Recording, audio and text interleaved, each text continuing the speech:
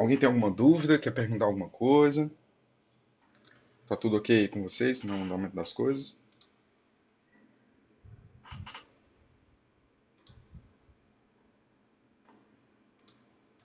Tudo certo, então? Bom, então aqui a gente vai tocar aqui o que a gente precisa falar. A gente já falou aqui sobre alguns equilíbrios e é isso que eu vou tentar dar uma revisãozinha rápida aqui com vocês. A gente tem falado até agora sobre equilíbrio de fases.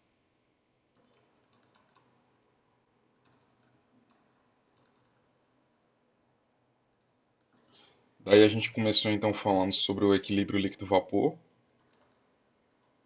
A gente viu que no equilíbrio líquido-vapor você tem cada um desses tipos de equilíbrio que a gente está vendo aqui. A gente tem uma operação unitária associada. A operação unitária associada ao equilíbrio líquido-vapor é a destilação. Além do equilíbrio líquido-vapor, a gente viu aqui que a gente tem o equilíbrio líquido-líquido. Esse equilíbrio líquido-líquido ele está relacionado com a extração de fase líquida.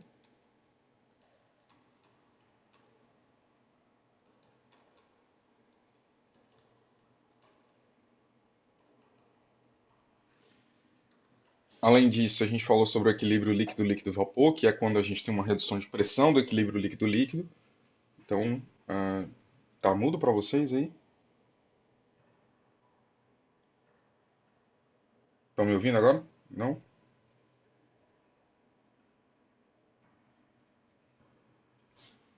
Tá mudo para todo mundo?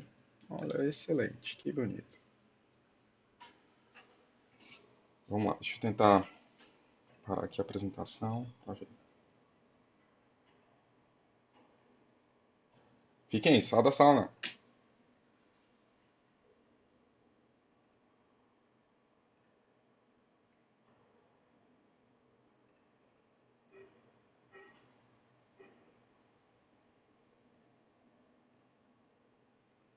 Vocês estão me ouvindo agora?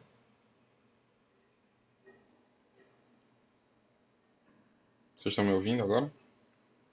Acho que agora foi, né? Que beleza, beleza. Então vamos embora.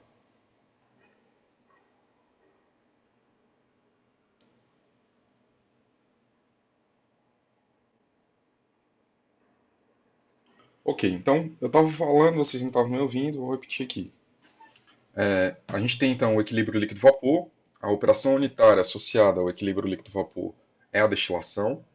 A gente tem o equilíbrio líquido-líquido, a operação unitária associada à extração, ao equilíbrio líquido-líquido é a extração em fase líquida.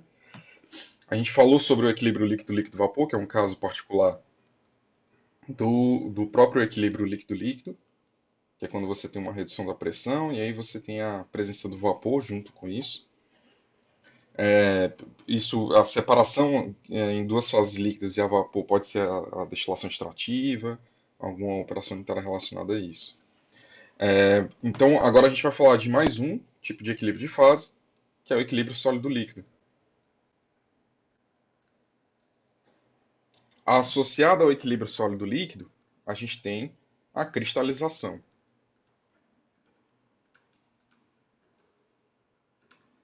Ou seja, quando você tem um processo, um determinado processo que você deseja executar, todas essas operações unitárias, elas estão relacionadas com a intenção de você alterar a composição.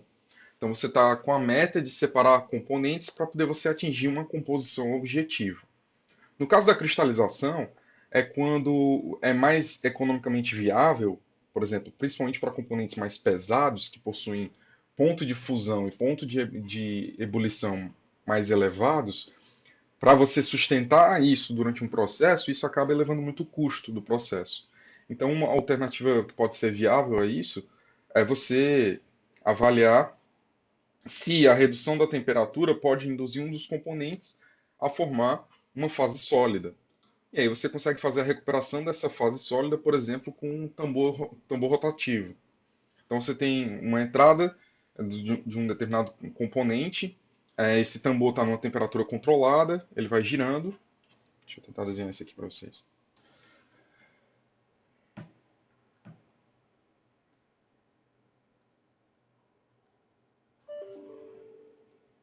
Então você tem a alimentação do processo aqui. Quando você atinge a temperatura em que você tem o equilíbrio sólido-líquido, que é o que a gente vai estudar hoje, você acaba formando uma película de filme, mas que tem partículas aqui. Com o tambor rotativo, você acaba conseguindo remover o líquido para uma região, como se fosse uma operação de filtração, e aqui você tem uma lama com o seu sólido. Então, dessa forma, você consegue recuperar o cristal, então você acaba alterando as composições de cada uma das correntes do processo. Por alto, é aproximadamente assim que um cristalizador com tambor rotativo pode funcionar, ok? O que tem de interessante aqui nisso? Principalmente porque vocês já devem ter visto algum diagrama, um diagrama mais complexo, que são os diagramas de ligas metálicas. Então, é uma outra aplicação do equilíbrio sólido-líquido, são nas ligas metálicas. Então, você tem diferentes estruturas metálicas e as diferentes estruturas são ligadas com a composição de quando você resfriou esse determinado metal. Então, a compreensão dessas estruturas metálicas e a relação delas com, por exemplo, resistência à corrosão, propriedades mecânicas, é muito importante também. Então, aquilo ali não deixa de ser um problema de equilíbrio sólido-líquido, acaba sendo algo bastante parecido. Como é que se apresenta o diagrama de um equilíbrio sólido-líquido? Então, o diagrama do equilíbrio sólido-líquido, a gente visualiza ele principalmente no diagrama temperatura, composição. Não sei se vocês perceberam, mas desde quando eu estou falando de equilíbrio líquido-líquido e equilíbrio sólido-líquido agora, eu estou sempre falando de diagramas temperatura-composição. Por que será? Porque quando eu estou falando de equilíbrio líquido-líquido e equilíbrio sólido-líquido, eu desenho diagramas temperatura-composição e não diagramas pressão-composição. Se você estiver parando para pensar, isso, eles são bem menos sensíveis a variações de pressão. Então, quem é sensível à variação de pressão, quem tem a sua energia livre de Gibbs alterada devido à variação de pressão, são aqueles componentes que estão relacionados com fase gasosa. Então, quando a gente está falando de líquido-líquido e sólido-líquido, os fluidos são incompressíveis e aí o incompressível leva a você entender que ele sofre pouca alteração devido à variação de pressão. Tudo bem? É isso mesmo. Ok, então como é que se apresenta um diagrama de um equilíbrio sólido-líquido? Então a gente pode ter é, vários tipos de diagramas possíveis. Eu vou desenhar aqui um diagrama de sólidos immiscíveis. E aí a gente vai entender já por quê. Então o diagrama de um sólido, de dois sólidos immiscíveis, seria mais ou menos isso daqui.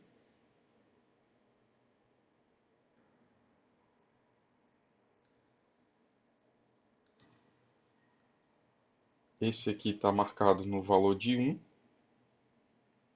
Esse aqui está marcado no valor de 0. Então, o que a gente tem aqui nessa marcação desse ponto, deixa eu mudar a cor, desse ponto vermelho e desse ponto verde, que eu estou numa mistura binária de dois componentes, componente 1 e componente 2. E o que a gente observa aqui é que nesse ponto vermelho eu tenho a temperatura de fusão do componente 2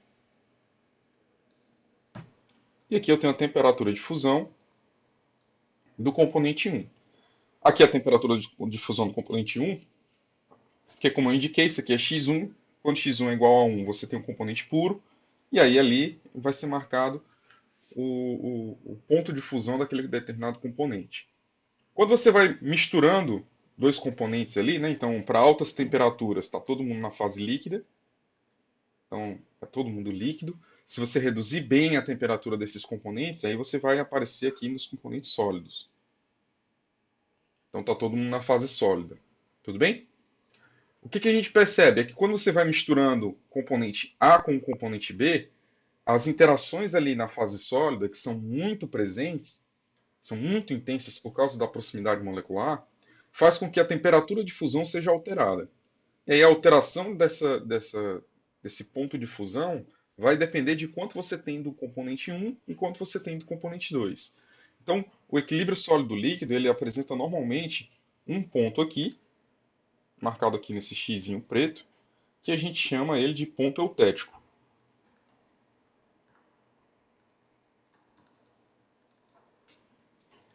Se vocês observarem, esse ponto eutético ele é parecido um pouco com a, o equilíbrio, com o azeótropo do equilíbrio líquido-vapor. Por quê? Nele você tem aqui a composição, você tem uma temperatura, a temperatura do ponto eutético, você tem aqui uma determinada composição também, a composição do ponto eutético, e você muda de fase da fase líquida para a fase sólida sem alterar a composição. Então, quando você chega no ponto eutético, você vai precisar da energia para poder você transformar, você mudar de fase, né? O calor latente vai se dar naquele sistema, de forma que você vai conseguir fusionar o sistema, se você estiver saindo do sólido para o líquido, ou então se você vai conseguir congelar o sistema se você está saindo do líquido para o sólido. Então, esse é o ponto eutético. Ele é bem similar ao azeótropo, né? Então, ele é um ponto aqui de máximo em que você tem um máximo desvio do que seria a idealidade. A idealidade aqui seria uma reta entre os dois componentes, de forma que você tem somente a proporção entre eles vai determinar qual é a proporção da temperatura de fusão. Só que o que acontece na realidade é que, devido à proximidade na fase sólida, você vai ter sempre um desvio desse comportamento proporcional, desse comportamento que seria ideal. Tudo bem? Como é que a gente entende aqui essas duas regiões, né? Essa região aqui amarela e essa região aqui azul. A gente pode tentar entender essas duas regiões da seguinte forma. A gente tem aqui, para a região amarela, vou desenhar aqui de vermelho, se eu tiver aqui nessa determinada temperatura e composição. Então, aqui eu vou ter uma tie line. Lembrando, né, as nossas tie lines aqui elas são sempre horizontais, porque eu estou fixando a temperatura e a pressão.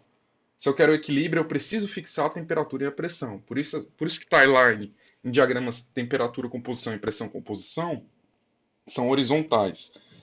Não acontece naquele diagrama que a gente viu na aula passada, porque naquele diagrama a gente não está indicando qual é o ponto de temperatura e pressão fixa, mas a gente está ligando duas composições que se separam nas fases, tudo bem?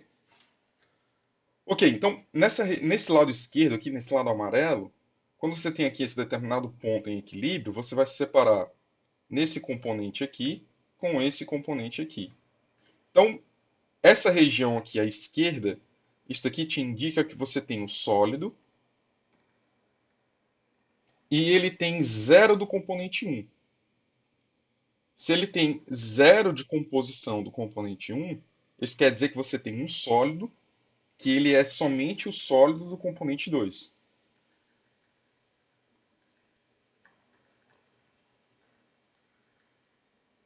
Vou repetir.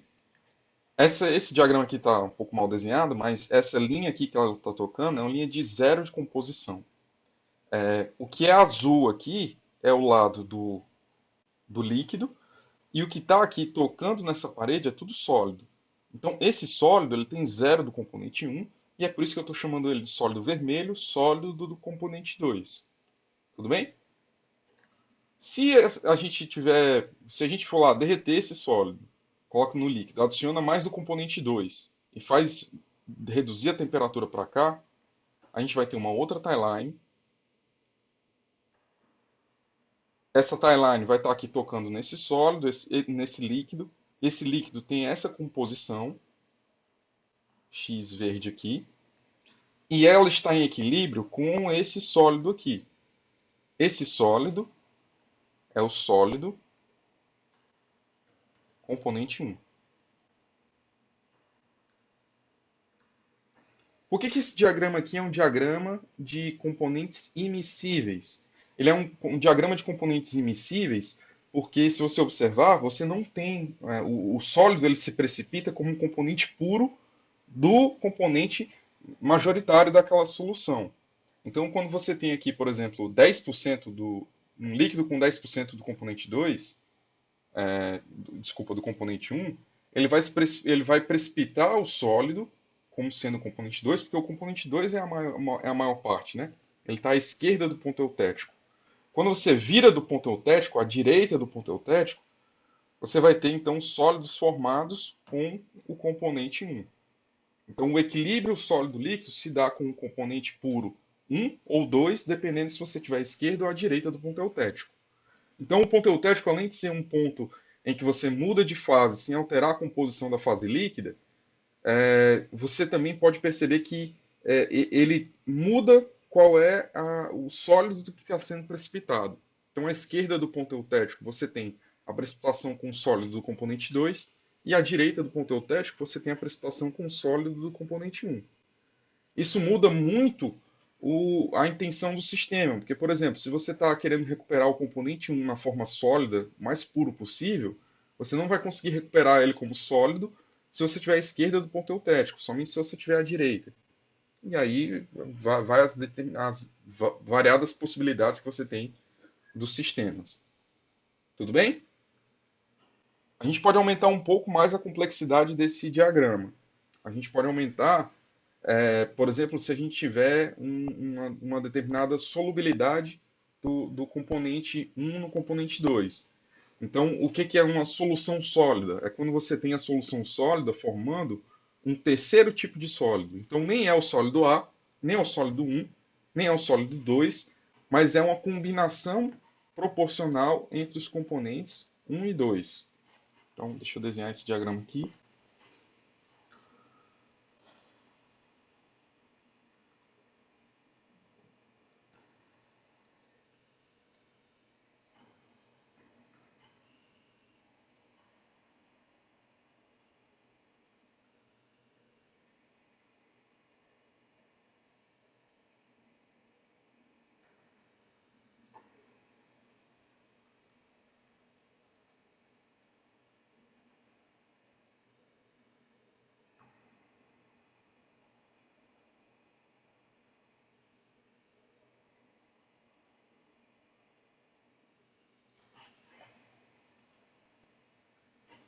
Então, aqui a gente tem o líquido, uma região com líquido, temperatura, composição.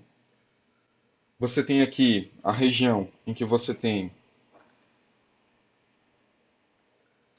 o sólido B em equilíbrio com o sólido 2, em equilíbrio com o líquido. Essa região aqui embaixo, ela é uma região em que você tem, vamos dizer que aqui nesse componente aqui, você tem o sólido, a solução sólida entre 1 e 2. Então, né, aqui dentro desse diagrama, você vai ter o equilíbrio do sólido 2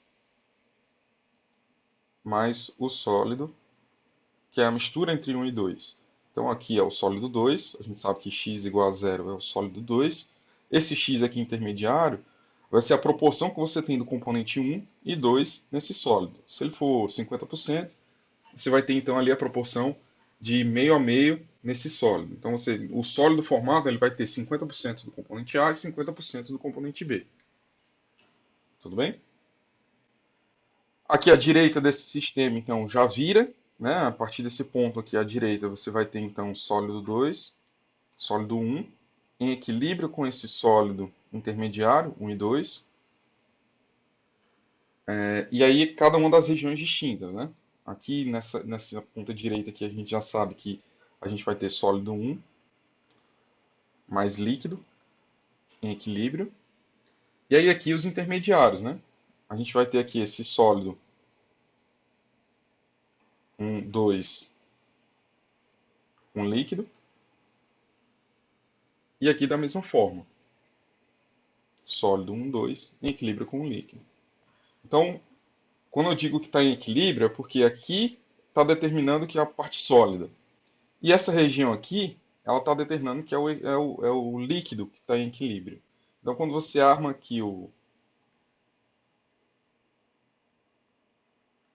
quando você coloca aqui uma determinada timeline, ela sempre você vai traçar ela na horizontal e ela vai estar delimitada pela região do líquido e pela região do sólido 1, 2, por exemplo, nesse caso. Aqui, da mesma forma, você vai estar delimitado pela região do líquido e pela região do sólido 1, 2. Já aqui você vai estar delimitado pelo líquido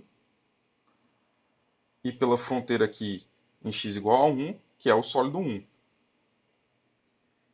Tudo bem? Vocês já viram um diagrama desse, mas com vários pulinhos desse aqui, tá? Com vários pontos desse de toque, que seriam aqueles diagramas de ligas metálicas. Então, nesse ponto, você tem diversas fases, tá? Então, você tem diversos componentes ali que vocês podem determinar. Como é que a gente consegue fazer o equacionamento desse equilíbrio sólido-líquido? Então, a gente vai lá, vai pegar nosso critério de igualdade de fases, né?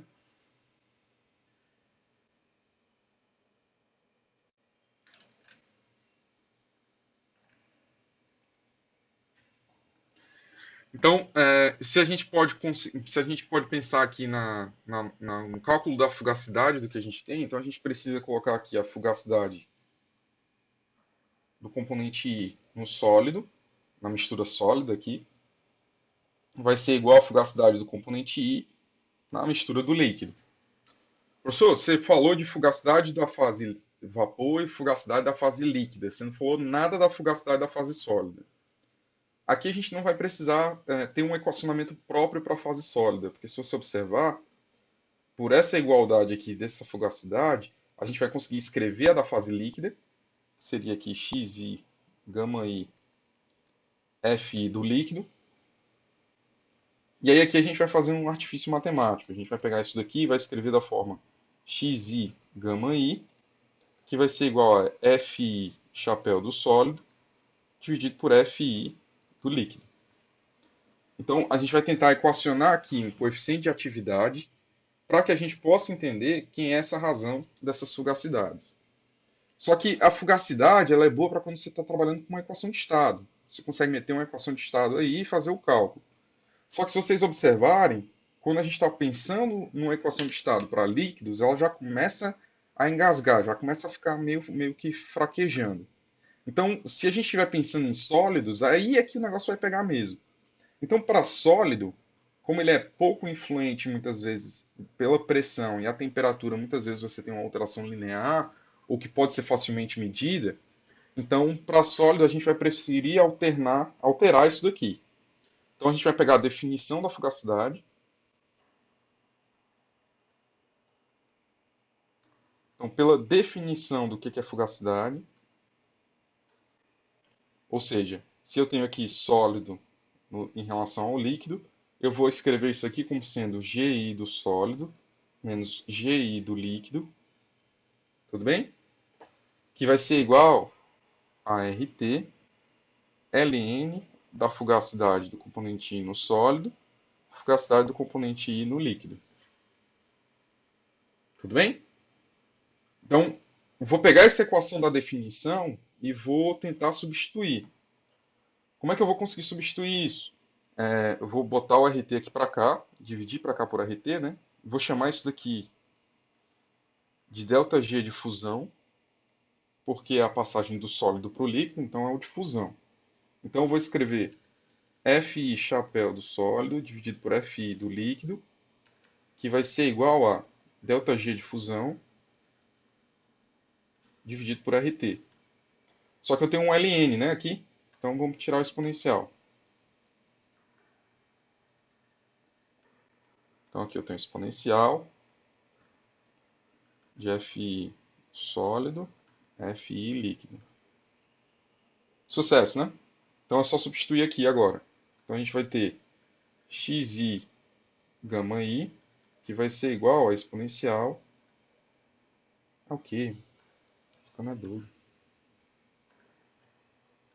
Isso aqui é ΔG de fusão sobre RT. Quando tiver passando essas vergonhas, vocês me avisam. ΔG de fusão sobre RT.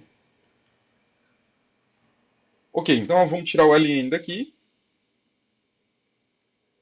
Ln de xi gama i, que vai ser igual a ΔG de fusão sobre RT. Tá, professor, mas aí o ΔG a gente nem sempre tem os dados de ΔG, só que a gente não consegue pegar a definição de quem é ΔG para poder a gente escrever em coisas que talvez sejam mais facilmente tabeladas. Então, como por exemplo, ΔH de fusão sobre RT menos T que multiplica ΔS de fusão sobre RT. Então, onde é que veio isso? Da própria definição do que é ΔG de fusão. Qualquer ΔG vai ser igual a H menos TS. Então, se você está falando do ΔG de fusão, ele vai ser ΔH de fusão menos T que multiplica ΔS de fusão. Tudo bem? Ok. Então, se a gente está aqui numa determinada temperatura, a gente vai atingir então a temperatura de fusão, para depois a gente alterar ali a fase e depois retornar para o componente, a gente tem como se fosse um caminho termodinâmico a ser seguido. E aí a gente consegue substituir algumas variações pelos componentes que a gente consegue verificar aqui. Então, aqui é a equação base. E aqui, deixa eu adicionar uma figurinha aqui.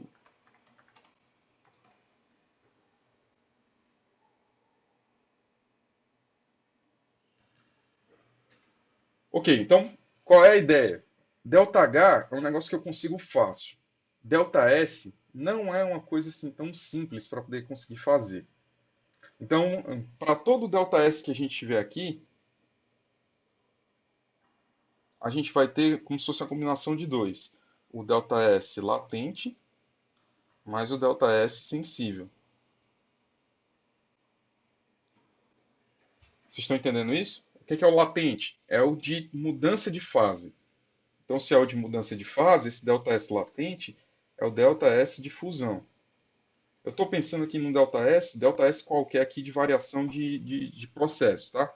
Como a gente está trabalhando no equilíbrio sólido-líquido, a gente pode estar mudando a temperatura sem estar alterando a fase do sólido necessariamente, como a gente já viu, né? Aí você pode ter uma mudança de temperatura no sistema, você vai mudar a proporção entre as fases, a composição da fase líquida, mas, por exemplo, a fase sólida continua a mesma.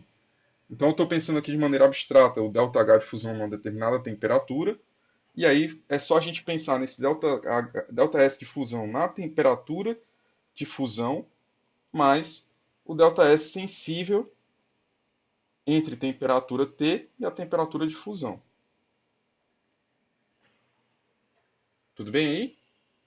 Esse ΔS sensível entre temperatura T e temperatura T de fusão, TM aqui é T melting, tá? De fusão efetivamente. Então a gente consegue escrever esse sistema todo aqui da seguinte forma.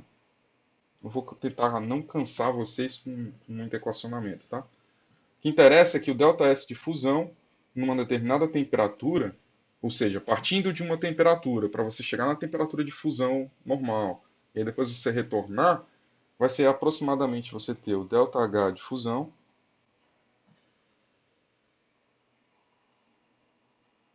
medido na temperatura de fusão, dividido pela temperatura de fusão, mais a integral do ΔCp.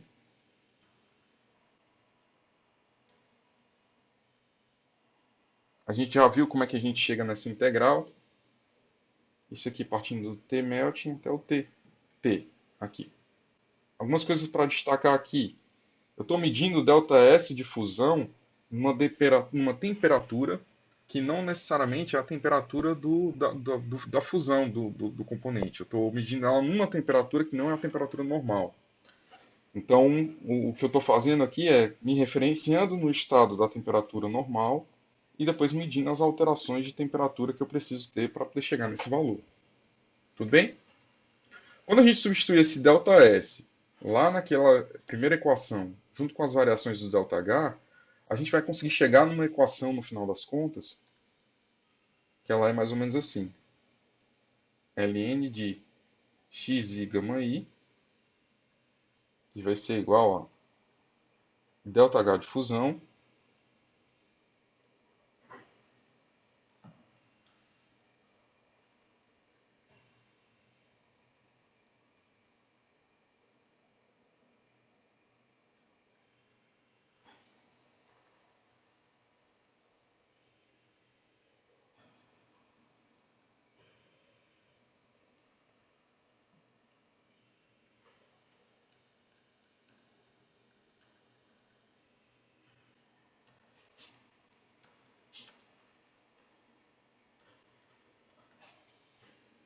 isso aqui se a gente supor que o delta H de fusão e o delta Cp de fusão são constantes.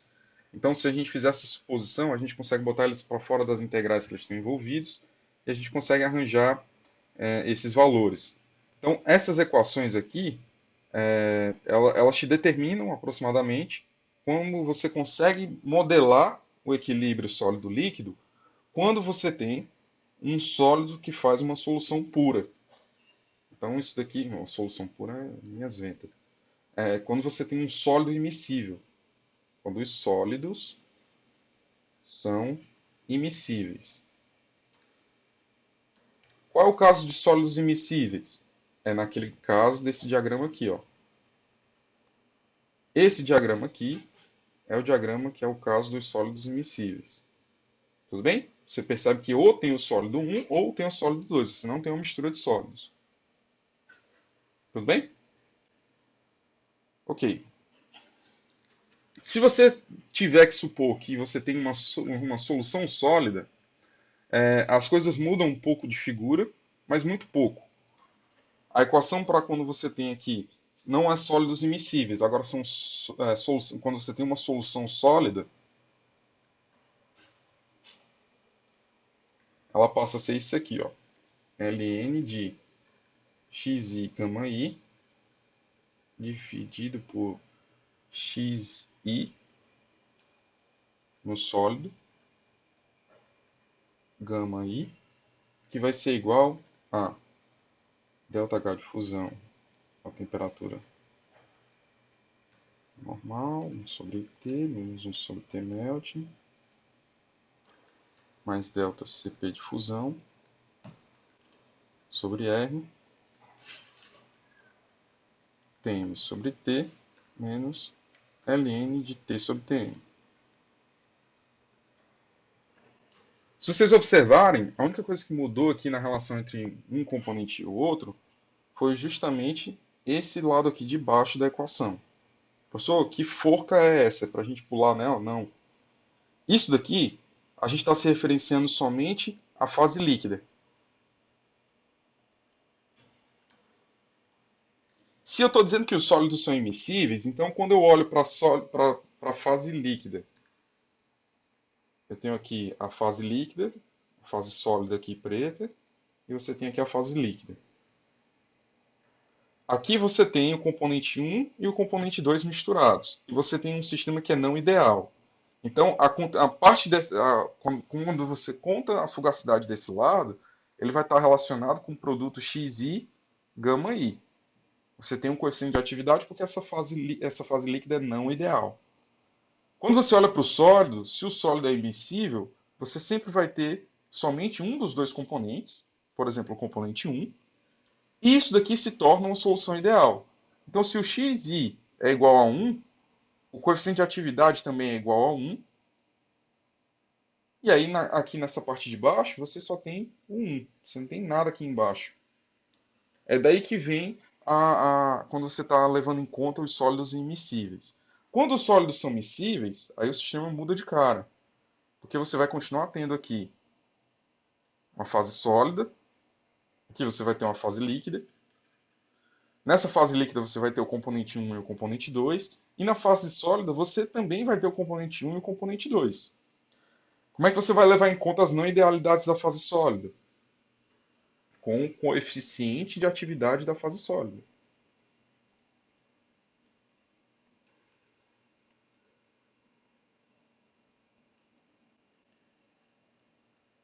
Então por isso que eu coloquei aqui xi da fase S, da fase sólida. E eu coloquei aqui esse gama maiúsculo, que é referente ao coeficiente de atividade da fase sólida. Professor, não entendi nem o coeficiente de atividade da fase líquida, eu vou entender o da sólida? Calma, sem desespero. Você tem que entender que você pode desenvolver um modelo para poder você aplicar. Isso vai aumentar bastante a complexidade para essa parte da fase sólida. Mas é a forma que você tem para poder você entender cada um desses modelos. Tudo bem? Ok. Tem uma parte de classificação aqui que eu vou colocar uns exercícios para vocês entenderem, para vocês darem uma lida também ali. Então vai ter algumas questõezinhas teóricas para poder a gente trabalhar durante essa semana. A meta é que durante essa semana a gente trabalhe com essa parte do equilíbrio sólido-líquido. A aula que vem eu vou falar de propriedades coligativas e vou tentar fazer um exemplo para vocês de como é que a gente faz cálculos e trabalha com os diagramas de fase da fase sólida. E aí depois a gente vai só se divertir com é, alguns conceitos introdutórios ali de equilíbrio químico, né, de equilíbrio de reações, já que eu confio muito aí que vocês vão ter bastante contato com o professor Moisés lá em reatores. Tudo bem aí? Vocês têm alguma dúvida?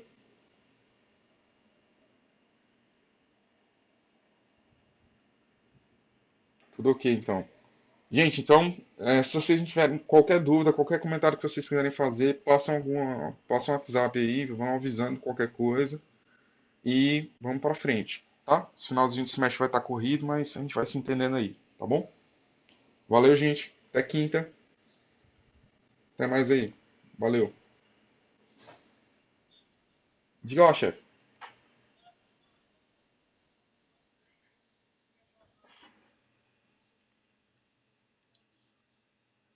Não, sem problema, sem problema. Vocês podem enviar quantas vezes vocês quiserem aí, que aí eu pego, eu vou corrigindo todas e depois eu vejo qual é a maior nota, tá?